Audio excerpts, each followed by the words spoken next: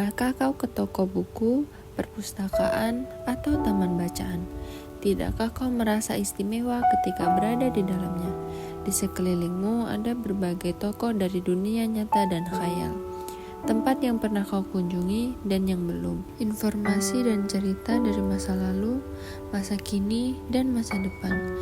Semua terpadu, semua berada dalam genggamanmu. Saat berada di antara buku, tidakkah kau merasa menjadi raja dan ratu? Ruang dan waktu seolah menyatu tanpa batas. Kau bisa terbang melintasi sekat negara dan melewati berbagai zaman. Kau bisa menyelam ke dalam samudera, melayang di angkasa, bercanda dengan aneka satwa, dan berkelana di tengah padatnya kota, juga di rimba raya. Kau tahu, buku adalah jendela dunia, kunci pengetahuan dan pintu wawasan. Muhammad Hatta, sang proklamator berkata, "Aku rela dipenjara asalkan bersama buku, karena dengan buku aku bebas." Melalui buku, manusia terbebas dari ketidaktahuan. Tempat-tempat yang dipenuhi buku adalah harapan berkembangnya pengetahuan dan wawasan. Apa jadinya jika kota tanpa buku? Pantaskah dia disebut kota? Di kota itu, mungkin kabar datang dari sumber lain, dari koran, televisi, atau internet.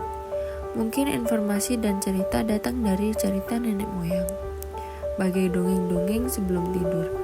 Irama warganya pun tiada beda.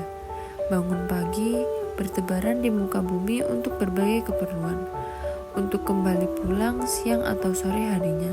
Setelah itu, mereka berangkat tidur dan memulai lagi hari berikutnya. Semua serupa.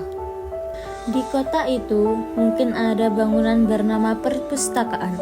Di dalamnya buku-buku berderetan dalam rak yang tak terjemah. Tiada tangan meraih dan membuka halaman demi halaman dengan sukacita.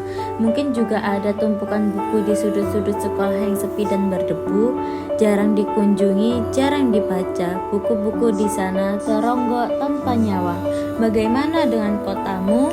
Mungkin kau tinggal di kota yang megah, atau di gang sempit, di desa terpencil, di sisi pesisir, atau di kaki gunung. Adakah perpustakaan, taman bacaan, atau toko buku di dekat rumahmu? Jika ada, apakah tempat itu menjadi wadah berkumpulnya anak-anak dan warga, menjadi pusat berkembangnya wawasan dan pengetahuan, atau hanya menjadi pajangan? Maukah kau menjadi orang yang menghidupkannya? Kau bisa mengunjunginya dan mengajak teman-teman membaca dan berbagi cerita di sana. Jika tempat itu belum ada, maukah kau menjadi orang yang mulai menghadirkannya? Kau bisa memulainya dari sebuah sudut di teras rumahmu. Ajak teman-temanmu memulai langkah baru.